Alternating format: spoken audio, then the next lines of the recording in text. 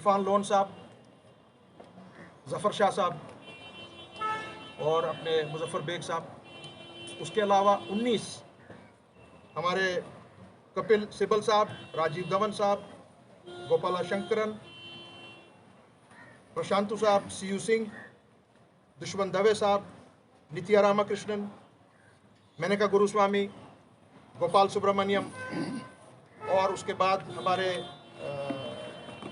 जो हमारे वहाँ पे उनके साथ जो लॉयर्स थे, जिसमें कश्मीर से खास करके तौसीफ़ साहब थे, और अपने एडवोकेट इरफान लोन साहब खुसूसन, और आपके एक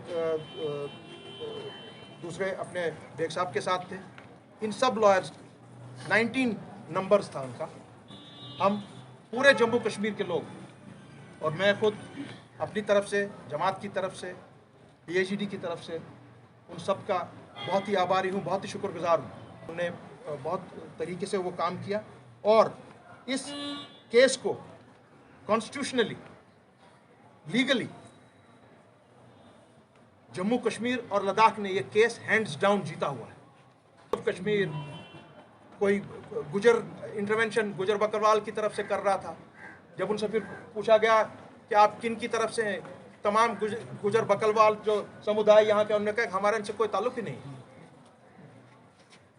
और उनकी दलाइल सुनी नहीं गई। एक एक 2-2 मिनट उन सबको दिया गया, क्योंकि चीफ जस्टिस ने और उनके बेंच ने ये बात वाजिया कर दी थी कि 370 की सिर्फ कॉन्स्टिट्यूशनैलिटीज़ पर बात होगी।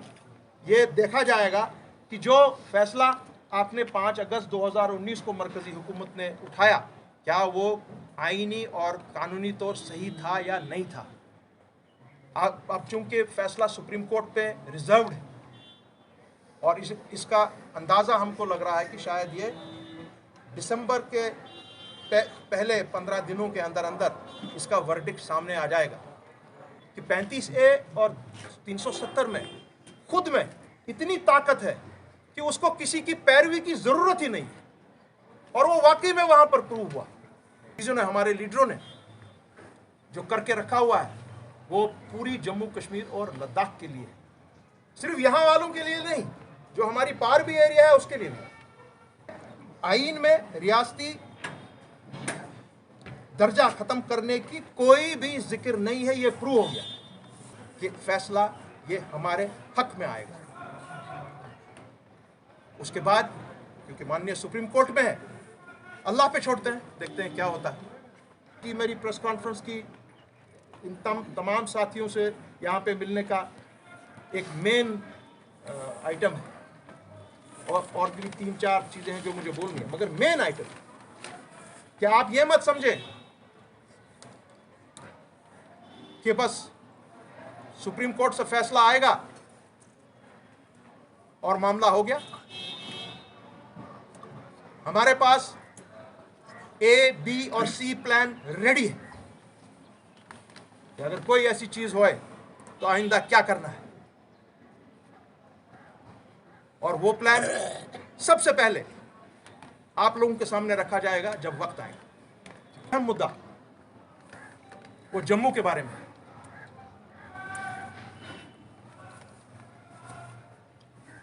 आज बराबर 130 करोड़ आवाम यहाँ की, और जो हमारा डायस्पोरा और जो पार लोग हैं वो नजरें दौड़ाए हैं, नजरें रखे हुए हैं माननीय सुप्रीम कोर्ट पे।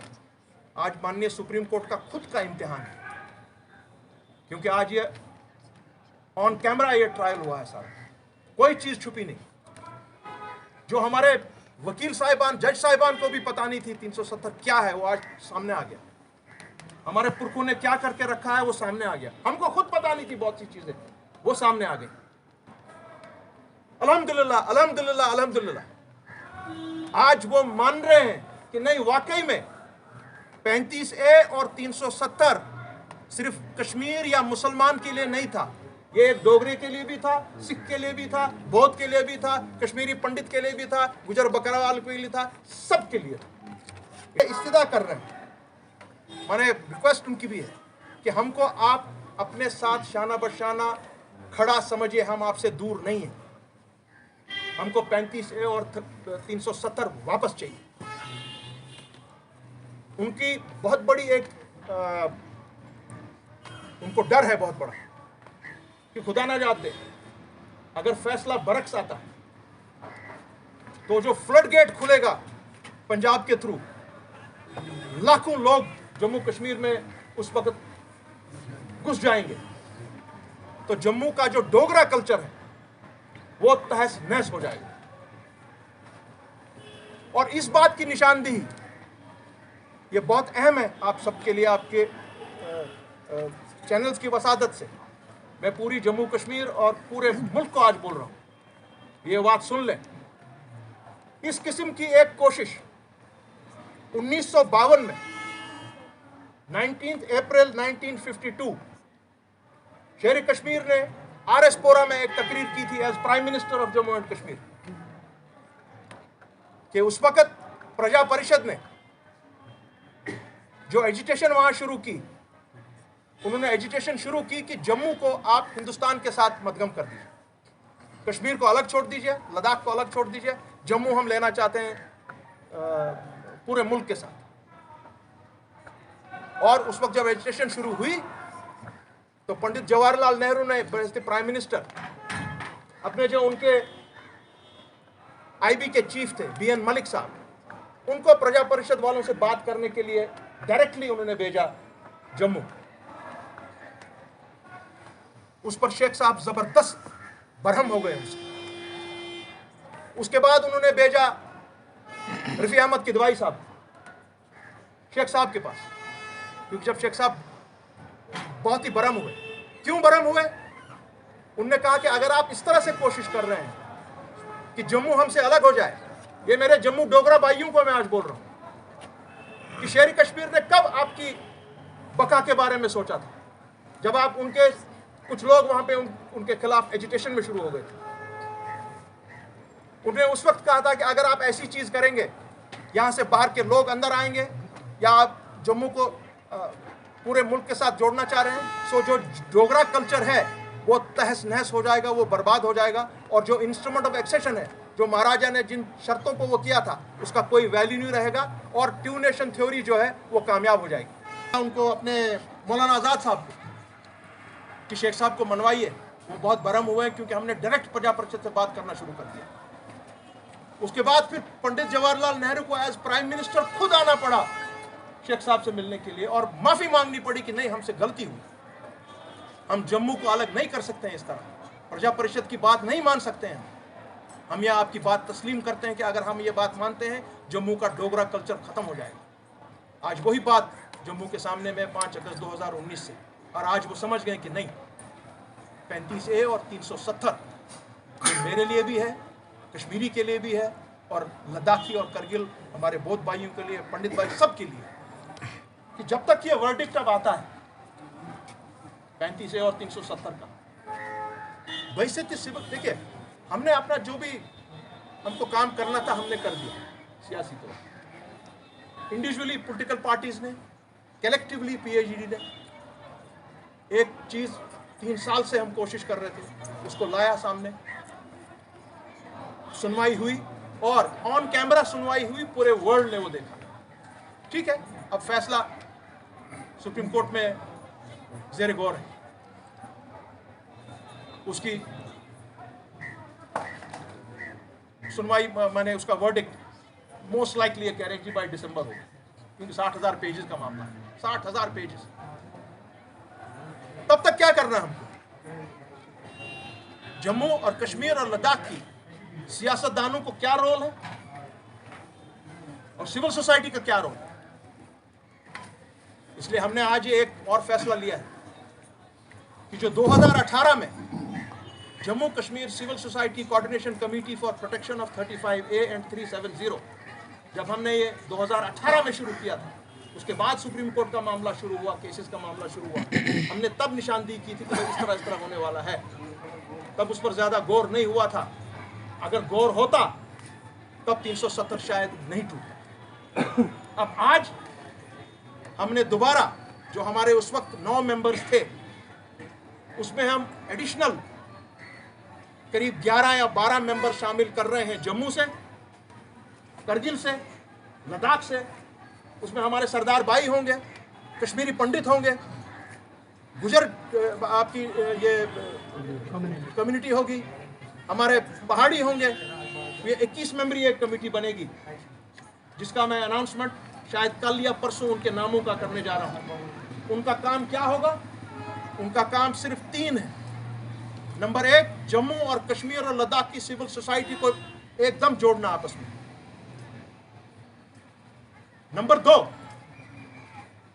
हमारे मुल्क की जो सिविल सोसाइटी है उनके साथ राब्ता करना। और सबसे अहम बात जो उस कमेटी को करनी पड़ेगी, जितनी भी हमारी सियासी जमातें हैं, ऑपोजिशन से लेकर even up to the ruling party, क्योंकि ये मामला पूरे मुल्क का है, उनके साथ राब्ता करना और उनको बताना कि वाकई में भाई 370 और 35A के बारे में जब भी आप जम्मू कश्मीर के बारे में बात करते हैं तो आप स्टेटहुड पर रुकते हैं। आप जो डिवीजन ऑफ हमारा स्टेट हुआ है लद्दाख और जम्मू एंड कश्मीर का, उस पर वो कहते हैं कि वो वापस कर दीजिए, स्टेटहुड वापस कर दीजिए। मगर 370 और 35A के बारे में आप लोग थोड़ा सा खामोशी रहते हैं। वो क्यों रहते हैं, हम वो जानना उनसे चाह रहे हैं। और जिस तरह से माननीय सुप्रीम कोर्ट ने भी पूरा देख लिया कि वाकई में भाई इस मामले में तो वजन है, सो ये उस सिविल सोसाइटी का काम होगा। इलेक्शंस के बारे में आजकल बात होती है बहुत, और जहां तक हम देखते हैं कि सियासी जमातें जो नई नई भी आई हैं, कुछ हमारे पुराने लोग उनमें शामिल हो गए हैं, और मोस्टली ऐसी जमातें अब खड़ी हो रही हैं जिनका कहीं ना कहीं किसी न किसी तरीके से हमारी एजेंसीज के साथ ताल्लुक है या मरकज़ के साथ ताल्लुक है, ज़रूर है उनके साथ, इसमें कोई दो राय नहीं है। चाहे उसको आप A टीम कहें, B कहें, C कहें, D कहें। और हमारे यहाँ के खुद भी जो ट्रेडिशनल पॉलिटिकल पार्टीज़ हैं वो भी तैयारी में लगे हुए हैं, बहुत अच्छी बात है। मगर हमारा काम ये होना चाहिए कि जिस तरह कोशिश हो रही है, इंडिया INDIA के ज़रिए एक प्लेटफॉर्म खड़ा हुआ है कि बीजेपी को अगर आपको यहाँ से रुखसत करना है हिंदुस्तान से, तो उसके लिए एक यूनिटी होनी चाहिए ब्रॉड बेस्ड। उसी तरह की यूनिटी यहाँ भी ज़रूरत है जम्मू कश्मीर। जब तक यहाँ पर भी वो उस तरह की यूनिटी ना हो तो फिर मुश्किल हो जाएगा, क्योंकि यहाँ से भी बीजेपी को, जिस तरह आज जम्मू कह रहा है कि हटाइए बीजेपी, वो सीधा नारा दे रहे हैं, out with BJP, out with lieutenant governor. वो तो लिहाज ही नहीं कर रहे हैं। सो हम जहां तक अवामी नेशनल कॉन्फ्रेंस का ताल्लुक है, जो PAGD का एक बहुत ही खास जुज है, रुकन है, हमारी आखिरी दम तक कोशिश होगी कि यूनिटी में कामयाबी है। बीजेपी को यहां से बाहर करना है, जम्मू से, कश्मीर से और लद्दाख से। कॉम्बिनेशंस के साथ आप अपने कार्डर्स को रेडी होने का उन्होंने हमको हुक्म दे दिया है। मगर उसके बावजूद मैं फिर से कहूंगा, that will be the last thing अगर कुछ नहीं हमसे बना। और हम उम्मीद रखते हैं कि हमारी सारी लीडरशिप यहाँ की इस बारे में बहुत संजीदगी के साथ गौर करेगी, जिस तरह वो संजीदगी के साथ इंडिया की उसमें शामिल हुए हैं, यहाँ पर भी उसी तरह वो गौर किया जाएगा। और जो मेरे कानों में बात आई दिल्ली में, जब मैं सुप्रीम कोर्ट में बराबर 16 दिन सुबह से शाम वहीं पे खड़ा रहा कि भाई ये बंदा वहां क्यों खड़ा है, क्या ये सुबह अपना ये टीवी वालों के सामने में बाहर निकल के अपनी वो बाइट्स दे के अपने आप को लाइव रख रहा है इधर कि मैं जी कर रहा हूँ, ये कर रहा हूँ? नो, आपके बारे में कह रहा हूँ जी। कुछ लोगों को ये खदशा था। मैं उन सबको अपनी तरफ से ये बात बोलना चाह रहा हूँ, जो 370 और 35A का मामला है, ये सिर्फ हमारे पौध का मामला नहीं या हमारी आइंदा नस्लों का मामला नहीं है। जिन लोगों ने इस पर अपनी कुर्बानियाँ दी, अपना खून छिड़का, जेलों में साल बंद रहे, शेरी कश्मीर से लेकर मेरे वालिद से लेकर तमाम जितने लोग थे यहाँ पर बैठे हैं, महाज के ही टाइम के लोग, शाहीन साहब, ये इनके वालिद, ये खुद सब सारे साल ये जेलों में रहे। और जो लोग हमारे बीच आज नहीं है, क्योंकि मामला उनका है, उनने ये खड़ा किया था, मैं उनके लिए वहां खड़ा था और अपना रोल अदा किया कि जो हमको वहां हम सुन रहे थे डिस्कशंस में, उसी टाइम शाम को हम बैठते थे अपनी टीम्स के साथ और अपनी जितना भी हमारा रिकॉर्ड, मेरा महाजर आशमादी के टाइम से था, शेरी कश्मीर के टाइम से था, मरहूम गुलाम मोहम्मद शाह के टाइम से था, गुलाम नबी कोचक साहब के टाइम से था, बेग साहब के टाइम से था, जो हमारा इस सैलाब में बचा था, वो मैंने सब इस्तेमाल किया और तमाम वकला को दे दिया। अरे उसके पहले मैं एक चीज और कहना चाह रहा हूं। आजकल आवाज बहुत खतरनाक उठ रही है चारों तरफ से, जम्मू से खास करके। वो क्या कह रहे हैं जो हम नहीं कहते हैं, आप और मैं डरते हैं बोलने से। वो कह रहे हैं भाई जम्मू का बेड़ा गर्क क्यों किया?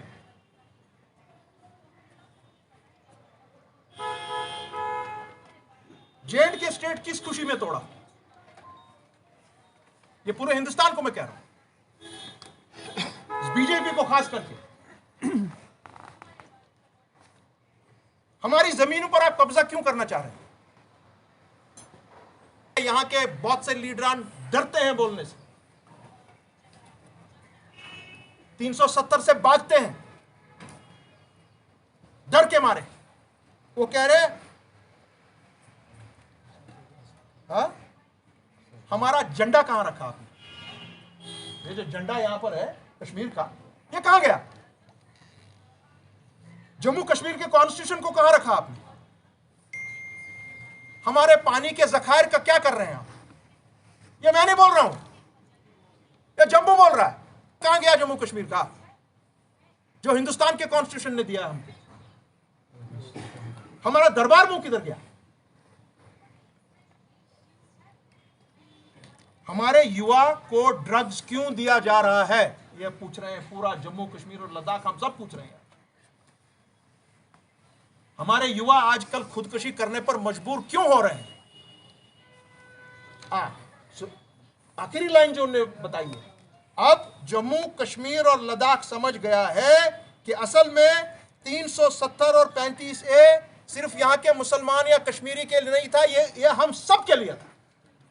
ये आज बात है। जम्मू में आज आवाज उठी और उनके रिजिग्नेशन मांगा है। He has been told you please resign। Shaheen साहब से मैं कहूंगा इस बारे में 2 मिनट आपसे बात करना। जो बहुत ज़रूरी है उनका जिक्र करना मुनासिब है और उनको छोड़ना भी मुनासिब है। सबसे पहले तो ये लेफ्टिनेंट गवर्नर साहब का बयान जो है, जब हम इसको देख रहे हैं तो इससे ये पता चलता है कि इन लोगों को अभी तक यकीन नहीं है कि कश्मीर इंटीग्रेट हुआ है। ये समझते हैं कि भाई कश्मीर जो है ये अभी तनाज़ा है, और जो है ये तनाज़ा है तो ये भी खुद इस पर भरोसा रखे हुए हैं। इसलिए कह रहे हैं कि जब तक हम इनको साफ़ नहीं कर देंगे, ज़मीन से नहीं मिला देंगे, तब तक हम यहाँ से नहीं जाएंगे। ये अफसोस की बात है। और लेफ्टिनेंट गवर्नर जैसे आदमी को, सियासत से है ये शख्स, इसको की बात करनी नहीं चाहिए थी। इससे क्या मतलब है कि हम जब तक मैं भारत के साथ कश्मीर को, जम्मू कश्मीर को मिलाऊंगा नहीं, क्या मिलाएगा? अभी तक तो ये कह रहे हैं कि ये अटूट है। एक ज़माने से 70 साल से कह रहे हैं कि ये अटूट अंग है, और हम भी उसको चैलेंज नहीं करते हैं। तो ये किसको क्या मिलाना है? मिलाने का मतलब ये है कि इनको ज़मीन से हम ज़मीन बोझ कर देंगे, जम्मू वालों को, कश्मीर वालों को। जम्मू में फैक्ट्री जो है, एक फैक्ट्री, उसमें तकरीबन 12,000 लोग जो हैं बाहर के हैं, और 12,000 के 12,000 लोग जो हैं वो दर्ज है, और उनके वो सर्टिफिकेट्स जो ये इशू करते हैं, उन्होंने वो सर्टिफिकेट्स भी ली हों। वहाँ जो हमारा एक्स मेंबर पार्लियामेंट था, उसने एक मीटिंग में, PhD की मीटिंग में कहा कि भाई मैं अब कहीं का नहीं रहा, मेरी कॉन्स्टिट्यूंसी के 12,000 लोग इकट्ठे वोट देने वाले हैं जो जम्मू के नहीं हैं, जो रियासत के नहीं हैं। और इसी तरह जम्मू में तकरीबन 25 लाख लोग जो हैं वो बाहर की रियासतों के बसे हुए हैं, रुके हुए हैं। उनके शायद राशन कार्ड्स और दूसरी चीज़ें वो भी बनी हुई है। तो इस तरह से एक सैलाब जो उठने वाला है, उसका मतलब हमारे जो लेफ्टिनेंट गवर्नर साहब है, इनका मतलब शायद यही कि जब तक हम इनको यकसान नहीं कर देंगे खाक के साथ जम्मू और कश्मीर को, तब तक मैं यहाँ से जाने वाला नहीं हूँ। अहम है कि जम्मू से जिन खास लोगों ने हमारे साथ बहुत ज़बरदस्त काम किया और आज बहुत बड़ी आवाज़ें बन के खड़े हो रहे हैं 35 और 370 के हक में, उनमें से मैं बहुत शुक्रगुजार हूँ IDP के खजूरिया साहब का, शेख अब्दुल रहमान साहब का, मिशन स्टेटहुड के सुनील डिम्पल साहब का, सनी कांत चिब जिनको आजकल आप बड़े ज़ोर शोर से सुन रहे हैं राष्ट्रीय हिंद सभा से, उनका, और अपने निर्मल सिंह अकाली दल सर खालसा का, जफ़र शुजा का, अपने जितने भी हमारे आशिक हुसैन साहब वगैरह और बाकी भी जो हमारी coordination committee J&K coordination committee के मेंबरान थे, उन सब का हम तहे दिल से शुक्रिया अदा करते हैं और उम्मीद करते हैं कि वो शाना बशाना हमारी स्टेज 2 में अब हमारे साथ शामिल रहेंगे। एक बात जाने से पहले मैं ज़रूर कहूँगा, ये फैसला जम्मू और कश्मीर में अब बाज़ाब्ता तौर पर हुआ है that no land will be given to outsiders, number 1, no jobs for outsiders, no mineral wealth to be given to outsiders for उनके ठेकों के लिए।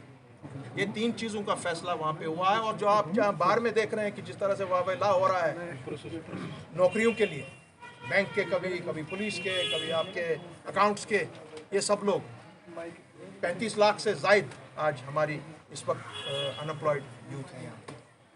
तो ये मामले इस वक्त हैं जिसके लिए सेंटर के लोग हैं बाहर किस तरह तपती हुई धूप में अपने जो है मुतालबात, जायज़ मुतालबात वक्त की हुकूमत के सामने रखना चाहते हैं। और एक इस बहुत ही मोहतरम इस चौखट से मैं, जो मरहूम गुलाम मोहम्मद शाह साहब की चौखट है, उधर से ये ऐलानिया ये बताना चाहता हूँ उन लोगों को, उन ताकतों को जो जम्मू कश्मीर को ख़त्म करने के लिए, हमारे तशक्कुस को ख़त्म करने के लिए, हमारे इज़्ज़त और वक़ार से खेलने की साजिशें कर रहे हैं, उनको हम मुनज़्ज़म तौर से बताते हैं कि whether any willy nilly anybody wants to support BJP behind closed doors, ये वो जमात, ये वो लोग जो आप सब लोगों को देख रहे हैं, हमारे मोहतरम शाहीन साहब बैठे हैं, मुजफ्फर शाह साहब बैठे हैं, हमारे लोग बैठे हैं। Through you I am giving a pledge to the people of Jammu and Kashmir that come 2024 या जब भी इलेक्शन होंगे, एक करारा जवाब मिलेगा बीजेपी को जम्मू कश्मीर से।